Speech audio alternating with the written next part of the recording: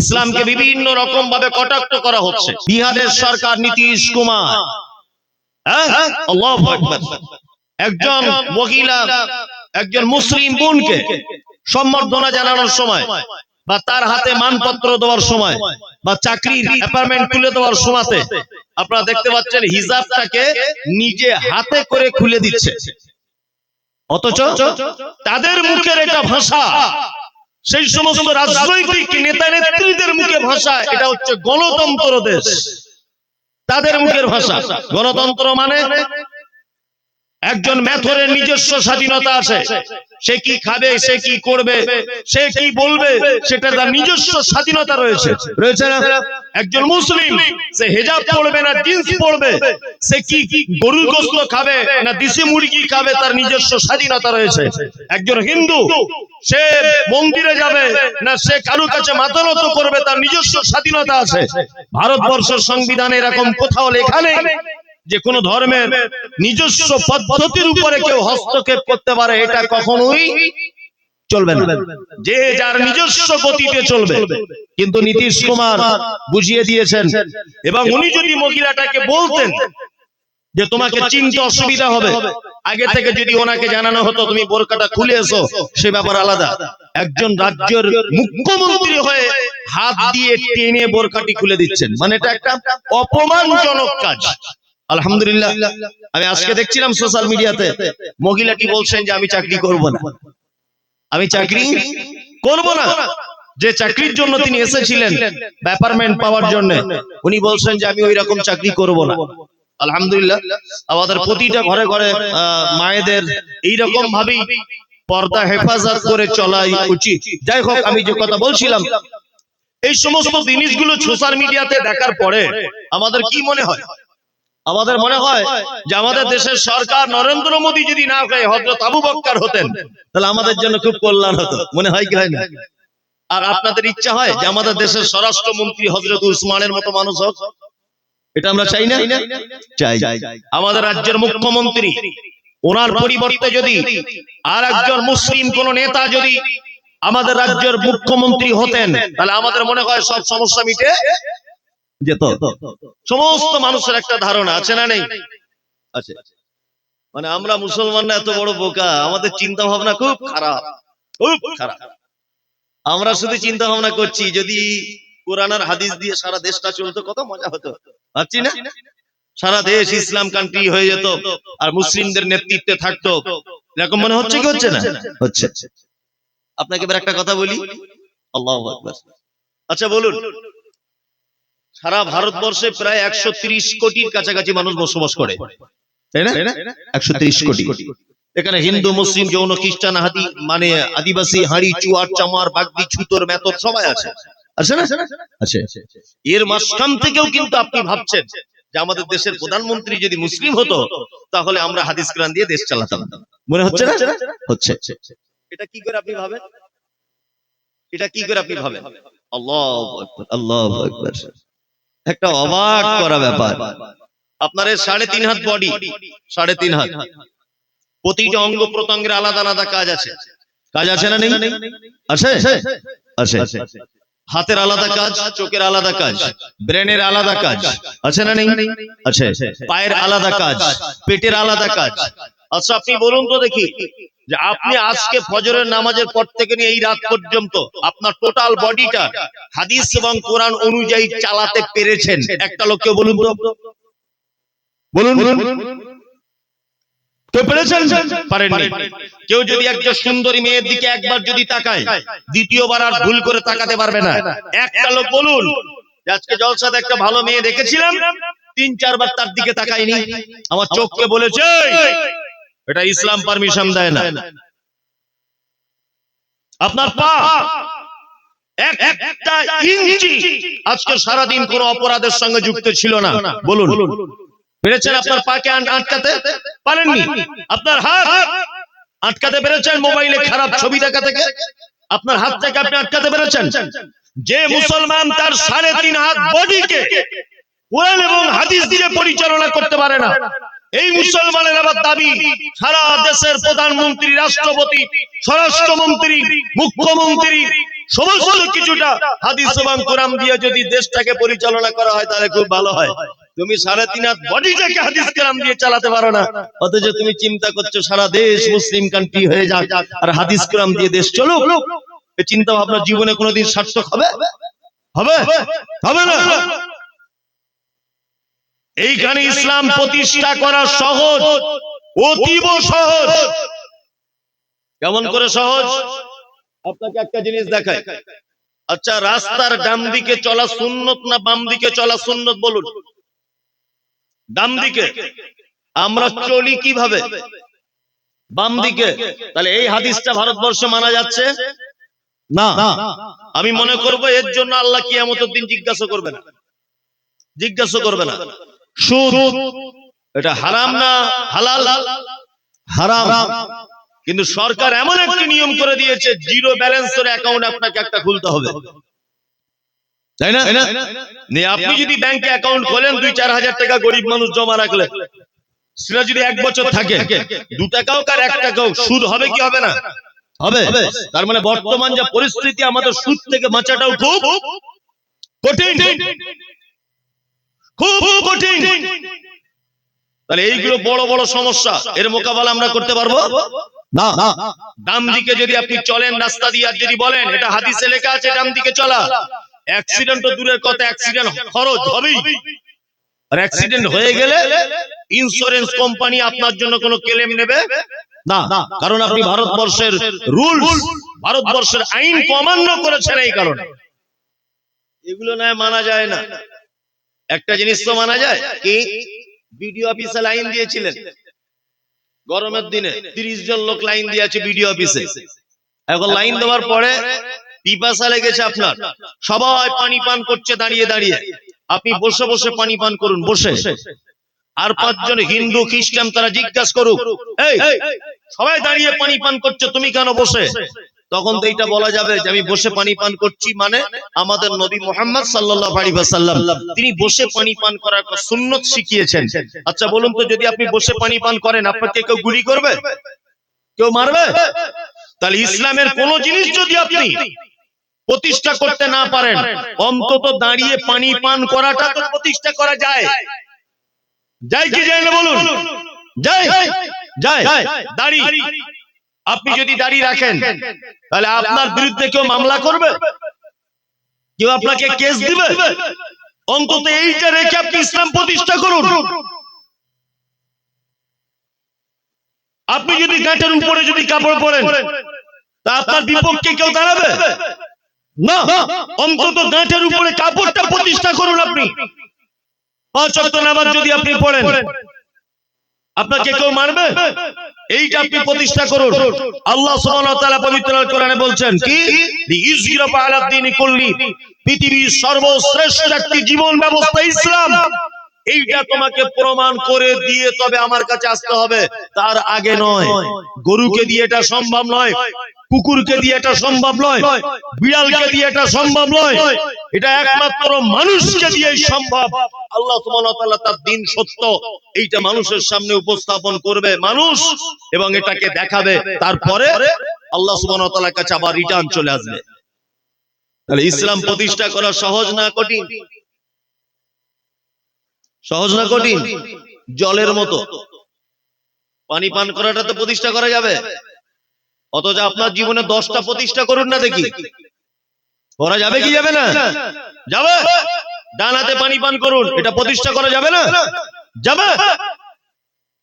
ও এখনো ডান হাতে পানি পান করা শেখেনি, এখনো গাঁটের নিচে কাপড় পরে ও আবার চিন্তা ভাবনা করছে দেশটা যদি মুসলিমদের হতো, কোরআন হাদিস দিয়ে চালাতাম। জীবনে নামাজ পড়ে না, এসব আবেগ দিয়ে চলবে কি না? আবেগ দিয়ে ইসলাম চলবে না। কিছুদিন আগে আই লাভ মোহাম্মদ নিয়ে খুব লাফালাফি করছিল যুবক ছেলেরা, লাফালাফি করছিল না? আমি সোশ্যাল মিডিয়াতে একটা বলেছিলাম যে আই লাভ মোহাম্মদ লিখে লাফালাফি করছে কেন? তোমাদের কি মাথায় কাজ নেই? আই লাভ মোহাম্মদ লিখে আর ফেস্টুন টাঙালে জান্নাত চলে যাবে? কে বললো? এমনি তো জানেন মমতাজুল ইসলাম মানি সোশ্যাল মিডিয়াতে বিশাল চুলকানি, কিছু লোকের চুলকানি হয়ে গেল, তারা খুব গালাগালি করলো। যে আই লাভ মোহাম্মদের বিরুদ্ধে কথা বলছে মমতাজ। আচ্ছা আপনাদেরকে একটা কথা বলি, আই লাভ মোহাম্মদ ফেস্টুন লিখে রাস্তাঘাটে টাঙানো আছে, আছে কি আছে না? আছে। ফেস্টুনটা ছিঁড়ে রাস্তায় পড়ে গেল, তার উপর দিয়ে কুকুর হেঁটে গেল, তার উপর দিয়ে একজন পেচ্ছাপ করে পানি নেয় না এরকম লোক হেঁটে চলে গেল, কত নোংরা কিছু চলে গেল। বলুন তো এতে মোহাম্মদের সম্মান বাড়লো না কমলো? বাড়লো না কমলো? কমলো।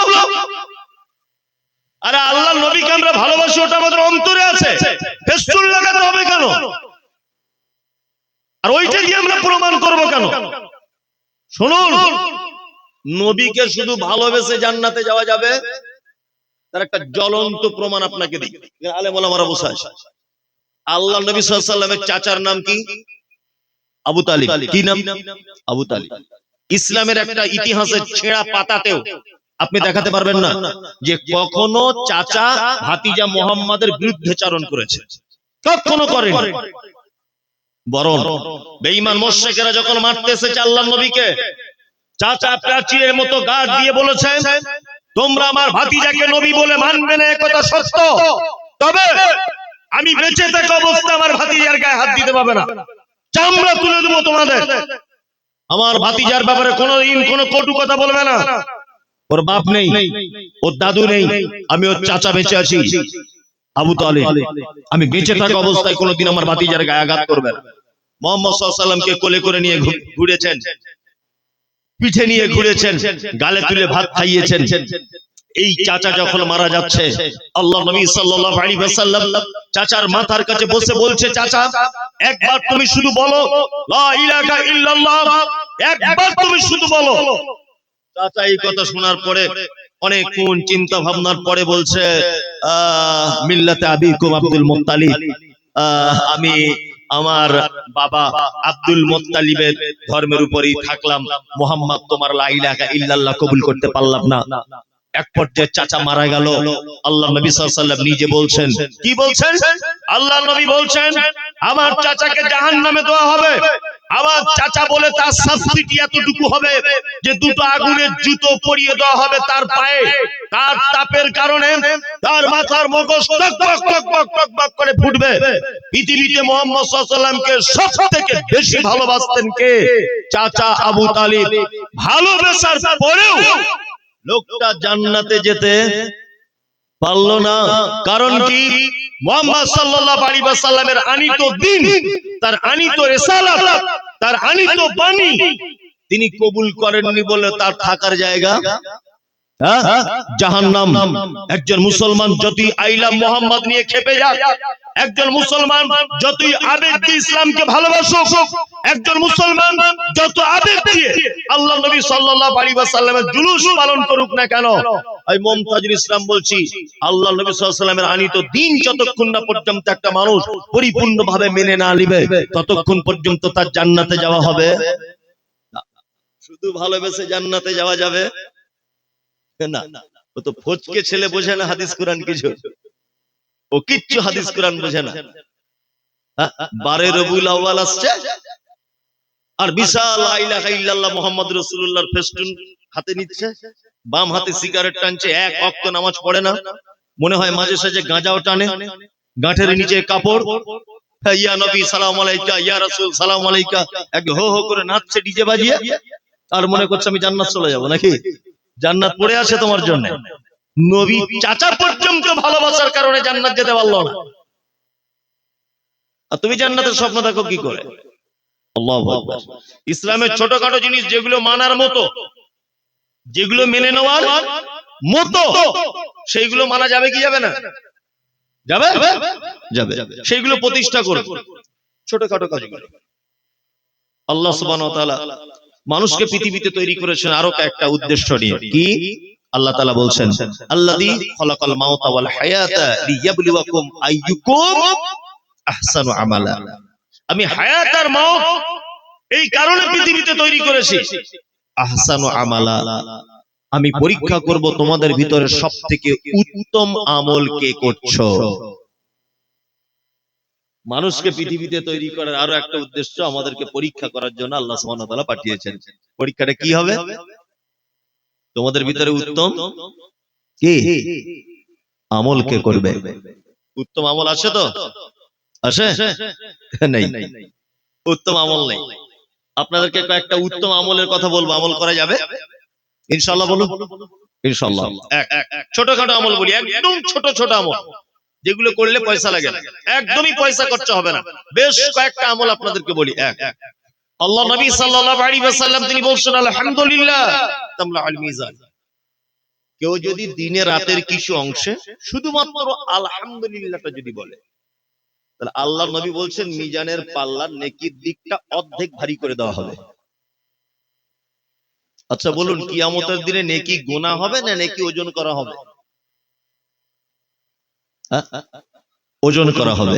তার মানে নেকির ভারী কমে কি ব্যাপার আছে, তাই না? এইটা ধরেন আর মিজান, আল্লাহ সুবহানাহু ওয়া তাআলা এটা এই পাল্লাতে মাপবেন। এইদিকে গোনা চাপানো হলো, গীবত করেছিলেন ওই গোনা, জলসা শুনতে এসে পরের মেয়ের সঙ্গে কথা বলেছেন সে গোনা, ফোনে ফোনে কোনো ভাবির সঙ্গে কথা বলেছেন সে গোনা, ব্যভিচারে লিপ্ত সে গোনা, সুদ খেয়েছেন সেই গোনা। এক কথাতে আপনার জীবনে যত গোনা ছিল সব গোনা এইটাতে দেওয়া হয়েছে। এইটা ভারীতে এরকম হয়ে আছে। এবার এইদিকে নেকি চাপানো হচ্ছে, কি জলসা শোনার নেকি, দান করার নেকি, সাদাকা করার নেকি, কিন্তু পাপ এত ভারী নেকি টেনে তুলতে পারছে না। আল্লাহ নবী সাল্লাল্লাহু আলাইহি ওয়াসাল্লাম বলেছেন, আলহামদুলিল্লাহ তামলাউল মিজান। কেউ যদি দিনে রাতের কিছু অংশে যদি আলহামদুলিল্লাহ টুকু যদি বলে, তাহলে ওই আলহামদুলিল্লাহর নেকিটা যখন মিজানের পাল্লার নেকির দিকে চাপানো হবে, অর্ধেক ভারী করে দিবে। সুবহানাল্লাহ। আমল করা যাবে? কেউ জিজ্ঞেস করছে ভাই কেমন আছেন, কি বলবেন? আমরা কি বলি? আমরা ওটা বলি না, আমরা বলি হুজুর আপনার দুয়ায় আল্লাহর রহমতে ভালো আছি। বলি না? আজকে আমি গাড়ি থেকে নামছি, তো একজন আমাকে রিসিভ করতে এসেছেন, আমি ওনাকে বলছি কেমন আছেন ভাই, তো বলছে হুজুর আপনার দুয়ায় আল্লাহর রহমতে ভালো আছি। তা আমি ওকে লোকটাকে তো জীবনে কোনোদিন দেখিনি, তো ওর জন্য দোয়া করতে যাবো কেন? ওই তো কোনোদিন দেখাই হয়নি এর আগে, তো ওর জন্য কেন দোয়া করতে যাবো?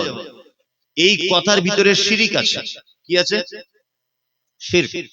তার মানে ও বোঝাতে চায় যে হুজুর আপনি দোয়া না করলে আল্লাহ রহমত করতো না, আপনার দুয়ায় আল্লাহর রহমতে ভালো আছি। তার মানে আপনি দোয়া না করলে আল্লাহ রহম করতো না, আপনি দোয়া করেছেন বলেই রহমটা করেছে। এই ছোটখাটো বিষয়গুলো আমাদেরকে খুব বেশি করে মাথায় রাখতে হবে। কিছু খাচ্ছেন, খাওয়া শেষ করে কি বলবেন? আলহামদুলিল্লাহ। একটা আম খাচ্ছেন খুব মিষ্টি, কি বলবেন? আলহামদুলিল্লাহ। ভালো কিছু দেখলেন, আলহামদুলিল্লাহ। অতি ভালোবাসি তাই অবাক হয়ে তাকিয়ে থাকি, সেটা কি মোর বড় অপরাধ? একটা ছাগলের বাচ্চা দেখলে খুব সুন্দর করে দৌড়াচ্ছে, ছোট্ট বাচ্চা, আলহামদুলিল্লাহ। আল্লাহ তোমার কি অসীম কুদরত। হসপিটালে যাওয়া লাগলো না, নার্স লাগলো না, এর মায়ের সিজার করা লাগলো না, এত সুন্দর বাচ্চা দিল, আবার বাচ্চাটা দৌড়াচ্ছে, আলহামদুলিল্লাহ। ফুটফুটে একটা গাছের ফুল দেখলেন, আলহামদুলিল্লাহ। আল্লাহ তুমি একই গোলাপ গাছে 20 রকমের কালারের ফুল দান করো, আলহামদুলিল্লাহ। এক কথায় টার্গেট রাখবেন সারাদিনে 100 বার আলহামদুলিল্লাহ বলা, টার্গেট রাখবেন। ভাত খেলেন, এক দুইটা করে লোকমা তুললেন, আলহামদুলিল্লাহ। খাওয়া শেষ, আলহামদুলিল্লাহ। কেউ জিজ্ঞেস করছে ভাই কেমন আছেন, কোনো কথা নেই, আলহামদুলিল্লাহ। ছোট্ট ছোট্ট আমলগুলো করব আমরা ইনশাআল্লাহ। আল্লাহ নবী সাল্লাল্লাহু আলাইহি ওয়াসাল্লাম বলেছেন, সুবহানাল্লাহ ওয়াল হামদুলিল্লাহ তামলাআনি ওয়া তামলাআনি মা বাইনাস সামাওয়াতি ওয়াল আরদ। কেউ যদি সুবহানাল্লাহ আলহামদুলিল্লাহ মিলিয়ে যদি বলে, তাহলে আসমান জমিন মাঝখানে আর কোথাও নেকি লিখতে বাদ থাকে না, ওর আমলনামাতে নেকি ভরপুর করে দেওয়া হয়। আর একটা দোয়া আপনাদেরকে শিখিয়ে দিই, আমার সাথে বলুন। এগুলো ছোট ছোট আমল। সুবহানাল্লাহি, বলুন সুবহানাল্লাহি ওয়া বিহামদিহি সুবহানাল্লাহিল আযীম, সুবহানাল্লাহি ওয়া বিহামদিহি সুবহানাল্লাহিল আযীম। আল্লাহর নবী বলেন যদি কেউ এটা যদি বলে, দরিয়ার ফেনা সমপরিমাণ পাপ যদি তার থাকে, পাপ ক্ষমা করে দেওয়া হবে। তবে ছোট পাপগুলো, বড় পাপ কি করতে হবে? তওবা করতে হবে। ছোটখাটো পাপ যেগুলো সামান্য ভুল ত্রুটি হয়ে গেছে, ওই পাপগুলোকে আল্লাহ কি করবেন? ক্ষমা করে দিবেন। আল্লাহু আকবার। শুধু ভালো কাজ করবে কে তোমাদের ভিতরে? কে ভালো কাজ করবে? এই প্রতিযোগিতা, এই পরীক্ষা করার জন্য আল্লাহ সুবহানাহু ওয়া তাআলা আমাদেরকে পাঠিয়েছেন। আমরা তো আজকে ভালো কাজের প্রতিযোগিতা করি না, করি খারাপ কাজের প্রতিযোগিতা করি। একজন লোক 5 ওয়াক্ত নামাজ পড়ে, আপনি তাকে দেখে হিংসা করে তাহাজ্জুদ পড়া ধরছেন না, ওই ব্যাপারে আমাদের কোনো আলোচনা নেই। একজন লোক মালে যাকাত দেয়, আপনি তার দেখে যাকাত দেওয়া শিখছেন না। একজন লোক নিজেকে হারাম থেকে পরহেজ করে চলছে, আপনি কি ওই ব্যাপারটা চিন্তা করছেন না যে আমাকে প্রতিযোগিতা করতে হবে? আমরা প্রতিযোগিতা করি, দুনিয়ার প্রতিযোগিতা করি। কেউ 2 তলা বিল্ডিং করেছে, আমাকে 3 তলা করতে হবে। কেউ 20 লাখ টাকার গাড়ি কিনেছে, আমাকে 40 লাখ টাকার কিনতে হবে। কেউ রোডের সাইডে জায়গা কিনেছে, আমি একদম মেন রোডে কিনবো। এই সমস্ত জিনিসের প্রতিযোগিতা হয়, কিন্তু আল্লাহ সুবহানাহু ওয়া তাআলা বলছেন এই ব্যাপারে তোমাদের পরীক্ষা করা হবে না, তোমাদের ভিতরে কে কে ভালো কাজ করেছো এইটা আগে বলো। মানে ভালো কাজ করার জন্য পৃথিবীতে কি পাঠানো হয়েছে। আর কিছু ভালো কাজের হাদিস আপনাদেরকে আমি শোনাই, দেখুন কেমন লাগে। আল্লাহ নবী সাল্লাল্লাহু আলাইহি ওয়াসাল্লাম তিনি বলছেন, কি বলছেন? হকুল মুসলিমি আলাল মুসলিমি খামসুন রাদ্দুস সালাম। এক মুসলিম আরেকজন মুসলিমের সঙ্গে কটা জিনিসের হক রাখে? 5টা।